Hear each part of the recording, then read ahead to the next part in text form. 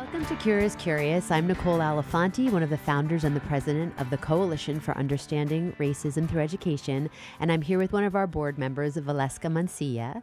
We've been offering programs here in Larchmont and Mamaroneck throughout Westchester, New York since 2018. CURE's mission is to educate ourselves and our neighbors about topics that speak to systemic and institutional racism in America. This is our second podcast about immigration in America. This topic is front and center on the national stage right now, and also a very prominent issue in our own backyard as we are an immigrant-rich community. Today we'll be talking with Irvin Ibarguen, NYU professor of history, currently teaching courses on U.S. immigration. Professor Irvin Ibarguen is a historian of the Latino diaspora. He studies the movement of Latin American people across the Western Hemisphere and how states, sending, transit, and receiving, sought to regulate them. His first book was Caught in the Current, Mexico's Struggle to Regulate Immigration, 1940 to 1980. The book is a pioneering analysis of Mexico's efforts to curb the outflow of its citizens to the U.S. At NYU, Irvin teaches classes on Latino history, U.S. history, and immigration in the modern world. And you could read his full bio at irvinibarguen.com. Hi, thanks so much for being here. No, thank you for inviting me and having me on to speak about this topic. Okay, so we like to start with what your family's immigration story is. Yeah, so my family immigrated to the U.S. in the late 80s, early 90s. They were part of this huge diaspora of migrants coming from central Mexico, specifically Puebla, and settling in the Northeast. So really, they're kind of this part of this historic shift, right? Where I think earlier kind of waves of migration had really settled in the Southwest and Chicago. They represented kind of this new trend, new flow of migration to the Northeast. And so, yeah, my parents settled in New York City. This included my uncles, aunts, grandpa, grandma, and they worked, factory jobs and a variety of other kind of odd jobs here and there throughout their early years of their migration. And some of them remain in New York City. Some of them moved out to more affordable areas. My migrants are not too unlike Americans, right? Where like Americans eventually kind of flee to the suburbs. Migrants do the same thing, right? Yeah. So many of them have migrated to like Pennsylvania in particular. Um, this is common not just with Mexicans, also like other Latino migrants, like Dominicans, for example, have moved away from New York a little bit, right? So there's, I guess, it's to complicate it. There's always like two stories of migration. One, the migration to America, and then the migration within America, right? And so that's where we're at now, and we'll see how things go, and whether there's further migrations to go. Oh my goodness. Okay, so what drove you to become a professor focusing on immigration? I would say what drove me to become a professor was the lack of information that I had about why there was such a large presence of Mexicans in the United States. Because for me, it didn't quite compute. I certainly understood that there's a significant wage differential between the U.S. and Mexico, but I also, as a young Mexican American, I could easily in the 90s observe that there was quite a bit of anti-immigrant sentiment in the US, right? People think it's like a new thing with Trump, but really it's more of a intense and less, more unhinged, let's say, kind of xenophobia. But it was still very much prevalent in the 90s, right? And especially you might imagine around children. Children are especially unhinged, right? And so, yeah, I always had these questions about, why do we choose to be in a country that denigrates this particular population that didn't quite resonate. Actually did not compute with me, right? I was like, it seems to be not to make sense to sacrifice your dignity and self-respect, right, for a wage. And so I always had this question, right? Like, what is actually what is the truest history of this migration, right? Because again, the standard narrative is just kind of poor people fleeing immiserated regions and then moving from like the third world to the first world, that sort of thing. And this gets couched in different terms in academia where it's kind of more sophisticated. They'll call it like the move from the global south to the global north. But really, they're talking about the same thing, right? People moving from areas of economic strain to like wealthier areas. And so really, I began to wonder from like almost like a organic research question at a very like young age that then I developed into like a formal question. What is the story when we look at it from the Mexican point of view, right? Because again, we always approach this topic from a very navel gazing perspective, like, what does migration mean for the American, right? Like his culture, his wages, this sort of thing. And I wanted to see, like, all right, if we set that aside for a second, which is a question we've talked about ad nauseum as a culture, and actually think about this from the Mexican perspective, what emerges, and then I began to see some interesting things, right? Hmm. And so that encouraged me to kind of continue this as a career. Basically, I found more and more instances of both the Mexican government and different actors across Mexican civil society really questioning outmigration throughout the 20th century, right? Precisely zeroing in on what I'm saying, right? That they perceived it to be yes, a tantalizing thing, right? It does provide some kind of material uplift, but also kind of a devil's bargain, right? In the sense that it exposes Mexico to reputational damage, right? As people are exploited in Mexico, it also creates kind of labor shortages in Mexico as well, and just in general, it kind of creates a little bit of chaos, right? As displaced people move about central and northern Mexico, and so for all these reasons, at various stages of its history, the Mexican government, and again, then different elements of Mexican civil society, especially businesses like cotton industries in northern Mexico, try to actually clamp down or restrict out migration, right? Um, Ultimately, they weren't successful, and so that's kind of what my book and my research is about. Part of the reason is that the U.S. didn't want to let go of this population, and I think that that's a very important thing to highlight, right? Because So I important. think, Yeah. yeah. Now we talk about the immigrants as like undesirable, and like people were confused as to how they got here, but actually, it's very much, at least when it comes to Mexican migration, right? There is a very much a deliberate element to American state policy and intervention, right? Where they deliberately, right, kind of undermined moments in Mexican political history, right, where we might have seen this kind of trajectories take place, right? And maybe we wouldn't be talking about this kind of mass exodus of Mexicans to the United States. Um, and so there is that part of the story. I should say also the migrants themselves often rejected the Mexican government's involvement, right? Because from their perspective, the more important thing was precisely to earn wages in the United States, right? They weren't so much interested, right, in these kind of long-term projects that might be being pitched by politicians, right? They didn't believe they thought all that stuff was smoke and mirrors, right? They were like, let's go get the immediate American wage and not wait for these kind of vague promises of counter-migratory reform and so on and so forth, right? So really, if you look at the history, actually, at least from the Mexican perspective, it's really the migration really is built on this really tight relationship between American businesses, American capital, and migrant labor, right? And not in the abstract kind of structural sense, but like literally them seeking out each other, right? In very concrete ways, right? And so for them, really, the border is kind of like this inconvenience, right? Not something, not it's not a real perimeter. It's just something to be kind of negotiated. And so I think that's the kind of the That's thing what that I think. drove you this whole long, nuanced, deep story Yeah, yeah. that I mean, most Americans don't know. yeah. I mean, you have to be willing to go down a rabbit hole, right? Because Yeah. yeah, that's what it is. It's kind of like a decade-long rabbit hole that you have to like sit with, in order to find kind of information that was not previously available, right? Because a lot of stuff is just sitting in like archives. This is not it's not easily accessible unless you have the question, right? Once you have the question, I mean, it kind of reminds me of like ChatGPT or that sort of thing, right? Where they're saying, the important thing is not to like knowledge itself, but like asking the right question, right? And so Right. once you have the right question, then history begins to like unlock secrets to you, right? And so yeah, these archives have always been there, right? But they're literally just boxes that haven't been touched, right? It's only when you come in with a certain question, are willing to question, for example, this kind of presumptuous idea that the third world just willy-nilly sets off its migrants to the first world, right? That then all of a sudden history can kind of look a little bit different, right? And you can actually censor, right, the U.S. not as a place that passively receives immigrants, but actually as a place that actively tries to incorporate and acquire and retain immigrants, often at the cost of other nations' sovereignty and this sort of thing, right? Um, and so again, to me, it's helpful because it flips the conversation. I mean, if you take it seriously, right? Um, I think this flips the political conversation, right? Less away from, how do we punish these immigrants who have transgressed, and more towards, actually, how do we honor the fact that we've brought in all this labor, right? Like, to me, we shouldn't even be discussing like deportations. So, like, to me, it's like, all right, we should probably be discussing like how many statues are you going to build to honor these immigrants, Oh, and I love that. where are you going to place them? Like that should be where our politics in a truly healthy, historically literate nation. I think that would be actually the conversation that we would have.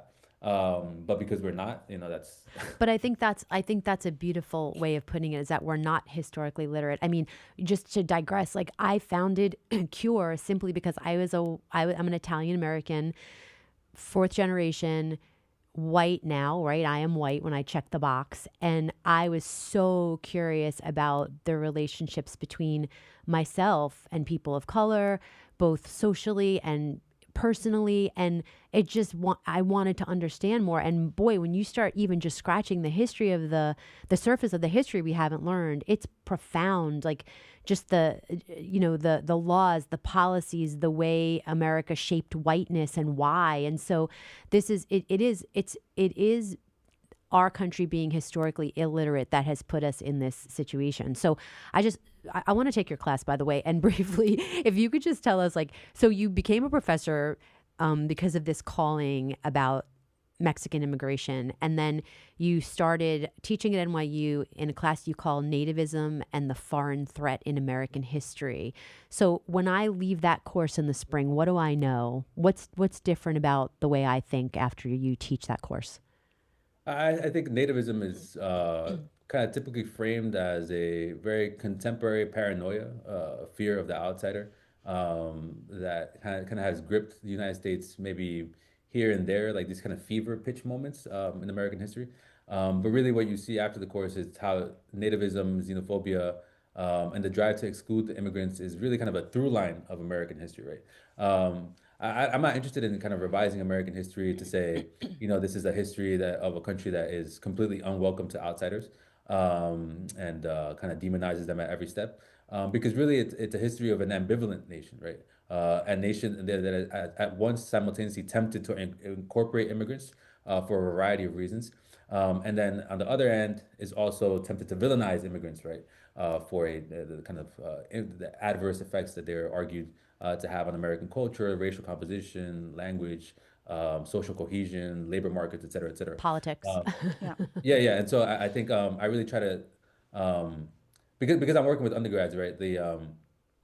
Or even if I wasn't working with undergrads, right? I don't think people take kindly to being indoctrinated, or feeling like I am imposing a version of history upon them. More what I try to do is open them up precisely to that ambiguity of America and how America has navigated that into the present, right? Even in the present moment, right? Like, yes, we have, Donald Trump and the Republican Party espouse a certain kind of view of immigration history and therefore immigration politics. But the Democratic Party is also not like there's a very different vision, right? And so America is less kind of this or that and more about the battle over precisely, what should be the vision of how we think about immigration into the present, right?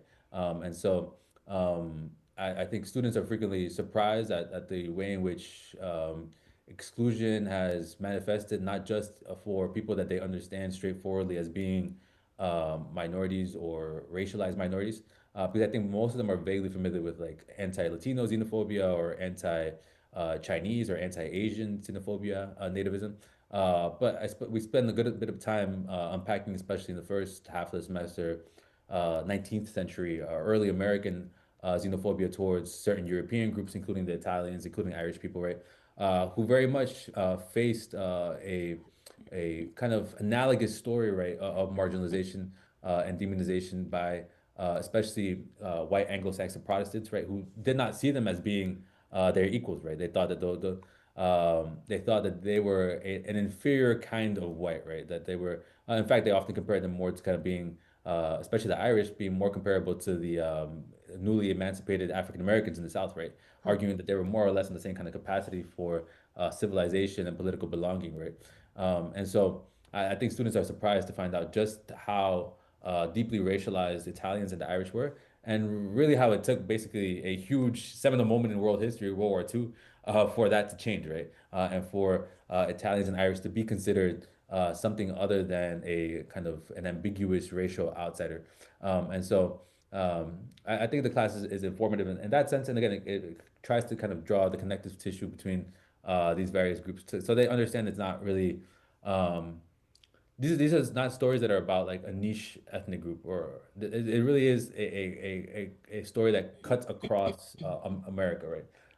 Especially given the fact that America is most of its demographic growth is predicated on immigration, especially early on, right?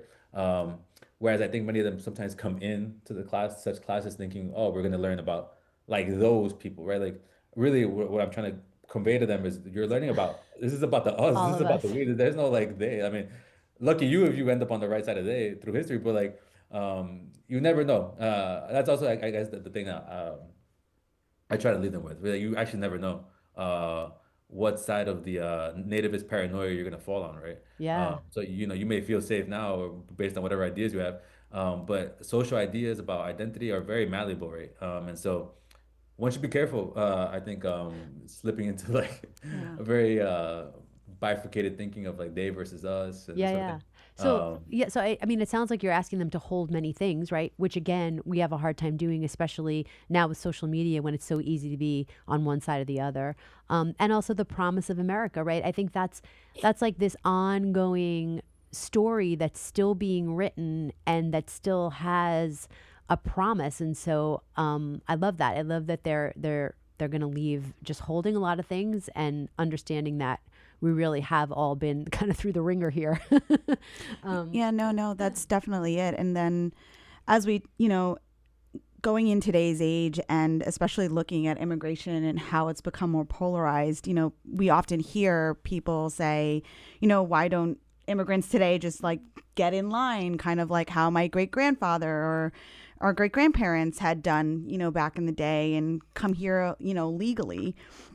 And so, can you explain what the line looked like during different points of history and how it is different today? Like the Ellis Island, I often think about the Ellis Island experience of like immigrants coming on the boat and Signing getting in. online and signing Yeah. in. When you go into Ellis Island, you see the registries of people's names and how they're written in. Can you explain, the concept of the line and how it might have looked in history back then and maybe and how we look at it now?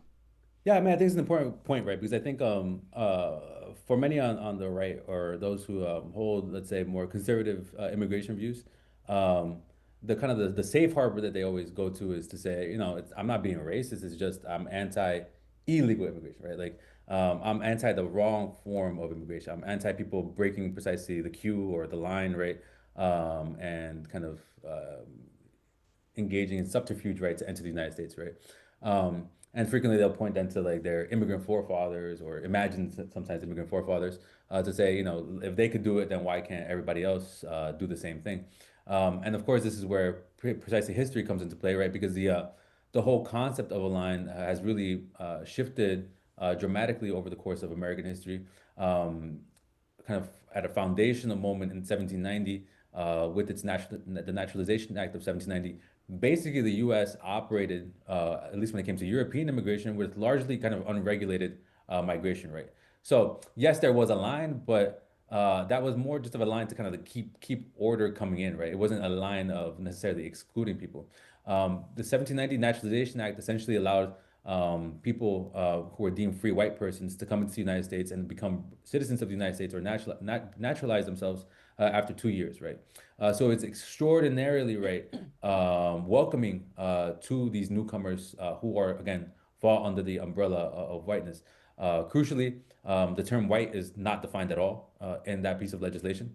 And so this is where Irish people and Italian people can all arrive to America, even though socially speaking, there are questions about their whiteness because the law itself doesn't actually codify some definition of whiteness in this in between period. It's kind of in this great period of American history. They're allowed to come in legally, right? Even as they're being kind of questioned for being, you know, inferior in their intellectual capacities or physical stature and so on and so forth. And so it's really only in the aftermath of that kind of migration of Italians and Irish people that we begin to see America question the idea of whether it should have these kind of open borders and kind of free passage or relatively easy passage to America, right? The Irish and the Italians and other groups like Jewish people as well really were allowed into the U.S. in the 19th century in this kind of free-flowing way for partly for the obvious reason of allowing the growth of American industry and urban areas, but also for the equally crucial reason of fighting wars against ongoing wars against indigenous people. By and large, participation in militias was restricted to free white persons, right?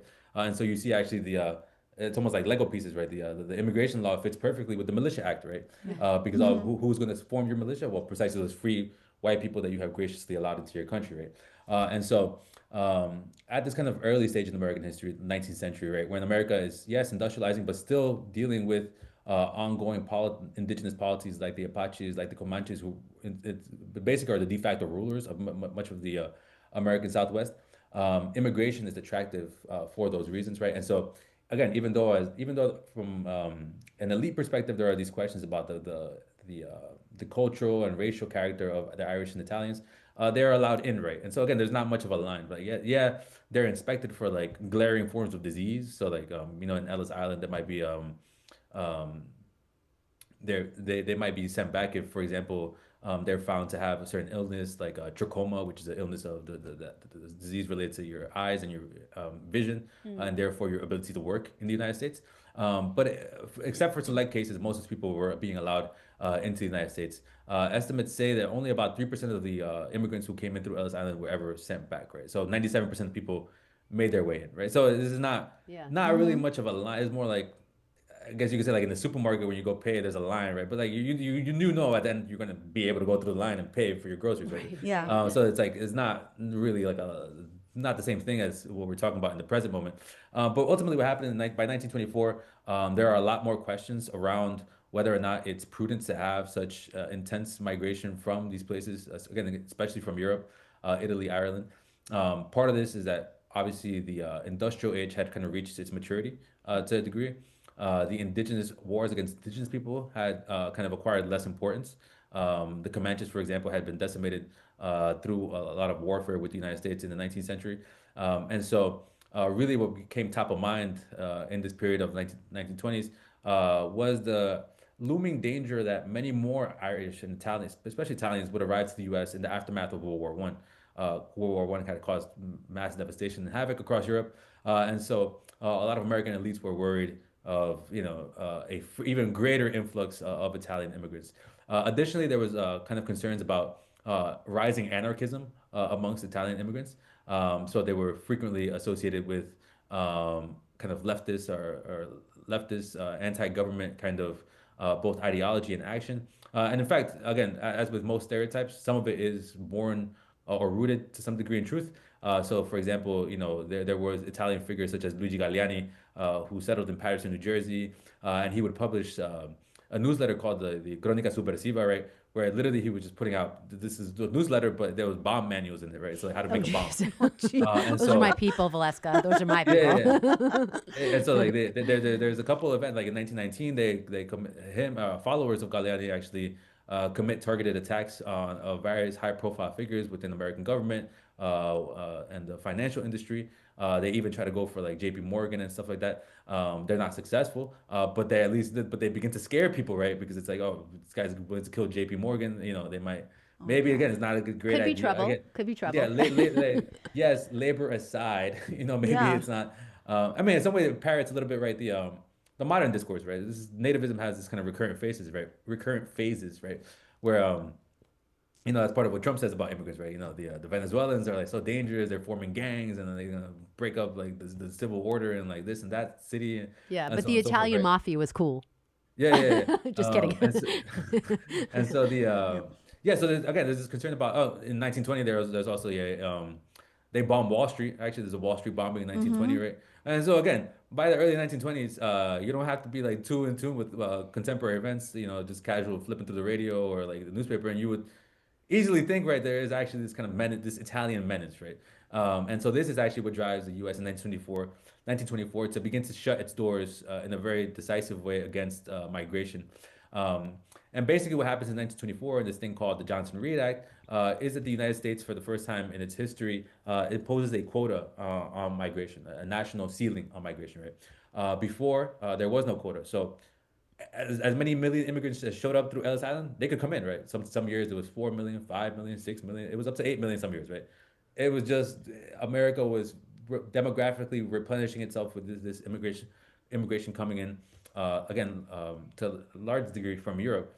With this 1924 act, again in the aftermath of these anarchist kind of attacks, and in the aftermath of World War One, Finally, the U.S. caps immigration at 165,000, right? And so what happens now is that for the first time in American history, now you really do have a line, right? Because now it's not everybody can come in, right? Only the first 165,000 eligible applicants can actually make their way into the United States. And this is now the first time that we really begin to have the phenomenon that extends to the present day of mass undocumented or illegal immigration, right? Because naturally, as you might imagine, um, there's a huge discrepancy between the quota and what is the actual desire of people to arrive to America or any other place in the world, right? As I said, at the height of this migratory movement, you had up to 8 million people arriving to the US at any given year, right? If all of a sudden you say only 165,000 That's can come in, Yeah. or yeah. well, all of a sudden you're saying 7.8 million people are Yeah. out of luck, right? And yes, sure, for a lot of people, that will be deterrence enough not to arrive to the United States. But for plenty of them, they'll just see that as a bureaucratic norm to be set aside, right? And so many people will arrive to the United States regardless. And so again, this is what happens, I think, in much of immigration history is that the U.S. Establishes ties with other countries basically impregnates itself into people's minds, right? Whether it's Italy, whether it's Ireland, whether it's Mexico, whether it's whatever, right? It encrusts itself as a desirable place to be. Then it kind of shuts the door, right? Mm. And Mm-hmm. says no mas, no more, right? Yeah. But the people have already become habituated to coming here, already have ties to employers. The employers have become habituated to them, um, and so it's very difficult for the American government to say slow that down, right? Again, insofar as there is a line, I think it was insofar as there is a line, it's one that's really born actually of this moment in 1924. I guess the broader point here is that Americans think that the U.S. has been policing its borders intensely for forever, right? That this kind of this common sense thing that a nation state does is to police its borders and limit immigration. Actually, no. If you look at it historically, the U.S. is very, very, very late to even begin to try to attempt to control its borders and immigration and have lines and this sort of thing, right? It basically takes like what, like 1.5 centuries, right, for it to develop this. Even the border itself is like the 1924 is when the Border Patrol is formed, right? Again, you would think like Mm. if America was always so serious about having control of its borders and like having lines and this sort of thing, the Border Patrol would have been formed, shortly after the American Revolution, right? But that's not the case, right? Actually, um, part of what defines America is its expansiveness, right? It's the fact that it actually didn't think of itself as a nation that had these borders that it had to remain so committed to, right? Part of the whole logic of America historically has been like, let's expand, right? Like our power knows no bounds, right? Or should know no bounds, right? Um, the unfortunate side effect of that is that American power and politicians often kind of operate with that mindset, but then they don't allow the rest of the world to operate with that same kind of borderless mentality, right? It's kind of like, only the US gets to eat that pie. Everybody else has to like, operate under different norms, right? But Yeah. it's just unrealistic, right? Once you reach out into the world, you create these expectations in people's minds, then it becomes really difficult to um, put that back, go back to some kind of like world of Yeah. discrete nation states and like it's just unrealistic, right? And so again, you'll always have these panics, these like nativist panics, like the one that we're currently still in right straight in the middle of. But historically, even when you have the panics, right, it doesn't really work to actually sever the connection that the U.S. has to the rest of the world, right? The migrants may diminish their migration for a little bit, but ultimately they kind of come right back, right? In fact, so to give another example, like Chinese exclusion, right, is frequently cited as kind of this important moment in immigration history, where the Chinese migration to the U.S. is suspended or disallowed for a period of 10 years. Um, but actually, Chinese migration actually increases during the period of Chinese exclusion, right? It actually only further kind of accelerates its migration because again, it's very difficult to undo with laws what you do with practice, right? Mm-hmm. Especially economic practice. And I think that's kind of the reality the U.S. is perpetually kind of caught in. Um, and yeah, I think it's difficult to fault everyday Americans. I think most Americans then and now, right, we live within the context of a certain kind of smallness of our lives, right? All we know is our neighbors and where we work and this sort of thing. We're not really thinking about like these big policy levers that are being kind of deployed by the American government. And so, yeah, to the common everyday American, right, it's easy to be befuddled, right, by so much immigration, right, and to feel like it's all chaos, and to feel like America is overwhelmed, and to feel like therefore we have to have lines again, we have to have borders again, we have to have order again, we have to have respect again. But really, the U.S. has always been a crucial architect of these things, especially catalyzing migration. It's also been an architect in kind of trying to impede that migration, but again, it's very, very unsuccessful usually at doing so. And you could look at any variety of examples, but even like 10 years ago or so, with migration coming in through Mexico, statistics vary, but they suggested up to like 96% of people eventually arrived to the United States after their first or second attempt, right? So 96 out of every 100 people that ever tried to cross the U.S.-Mexican border eventually made their way in, right? Right. So it's just as open as when we're talking about the Ellis Island thing, right? It was only 3% people being turned back. Yeah. So even as the U.S. builds up its borders and this sort of thing, it really has had limited ability to kind of actually unmake migration as a phenomenon. It's fascinating. We only have a couple more minutes. I could sit here for like another hour, but Yeah. go ahead, No. Valeska, if you want to ask the. No, what's just also very interesting is that even in your conversation of policy, of American policy, and how it really sounded like it started in 1924, and then the impact of how it's really American policy is what drives the doors of whether or not immigrants come in, and how can you also just I guess what I'm trying to think of is how American policy and American actions have actually caused migration and immigration to the country. Can you give an example of maybe a historical policy or a historical history in which the U.S. was the main kind of driver to immigration coming in? I guess more specifically after that 1924 era, since they were the one creating that bottleneck of how much was coming in, and then when were they opening that flow again afterwards, or what actions did they have on history that had increased that flow back into the country? Yeah. There's a variety of examples that relate both to I would say in that post 1924 period. Broadly speaking, there's a continued kind of labor imperative, especially in certain industries, that prompts American programs to relocate migrants or incorporate migrants into the United States. And then there are kind of these ideological projects where the U.S. brings in migrants as a way of signaling its own power, right? And again, today we only think about migration as a kind of liability, but for a long part of American history, especially in the 20th century, migration was thought of as a way of almost flaunting America's strength, right? Its ability to actually welcome and receive people. Again, now we're in a very vulnerable economic moment, so America no longer feels itself in the capacity, like Yeah. able to actually make that kind of ideological and identity kind of claim. On the labor front, the most kind of obvious and glaring example is the Bracero program, which was a guest work program that brought in about 2.5 million Mexicans to the United States.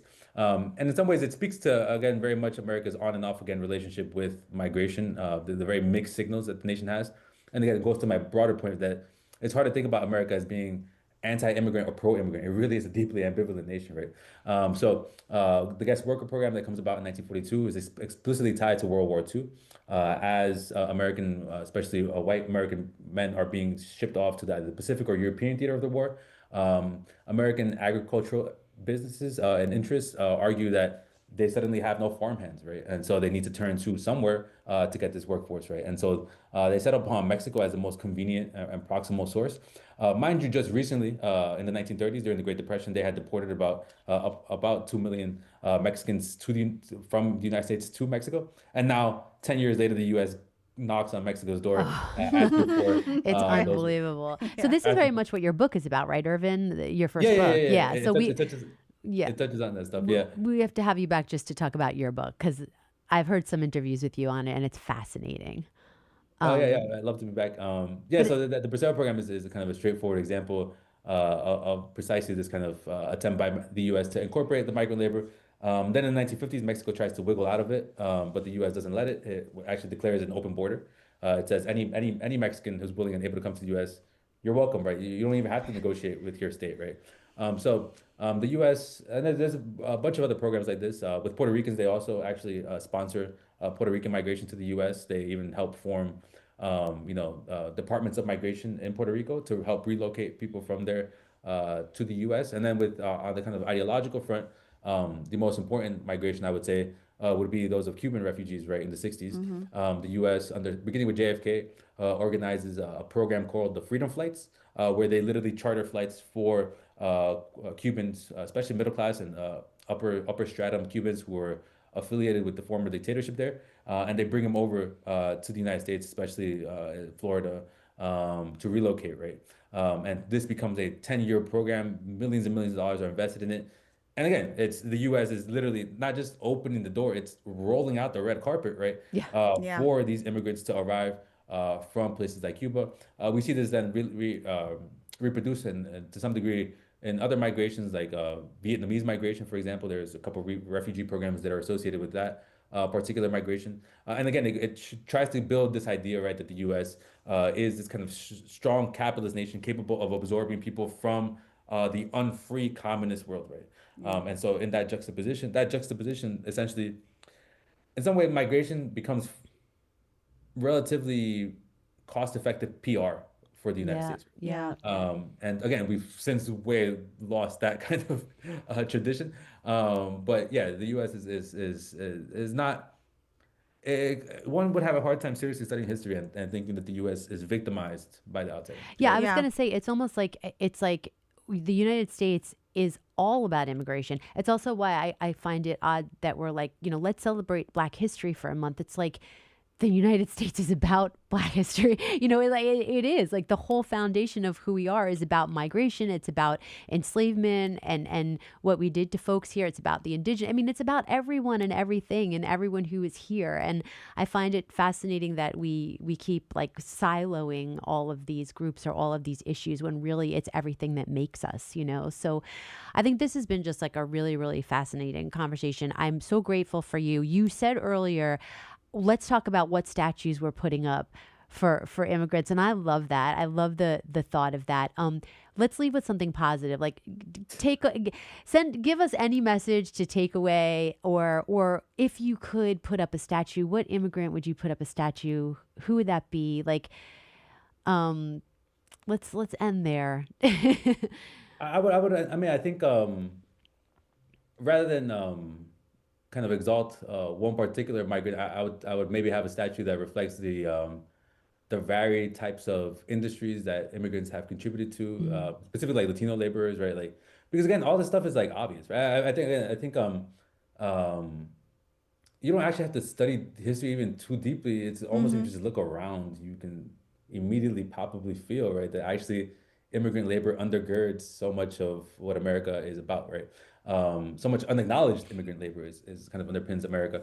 Um, I think America has often kind of defined itself by its kind of political institutions and the kind of constitution, this sort of thing, at the expense of thinking about what are its economic foundations, its practical foundations, right? And so that's where you get the mismatch, right? Because if you're talking only about political institutions, then yeah, you're going to talk about like James Madison and Alexander Hamilton and whatever, right?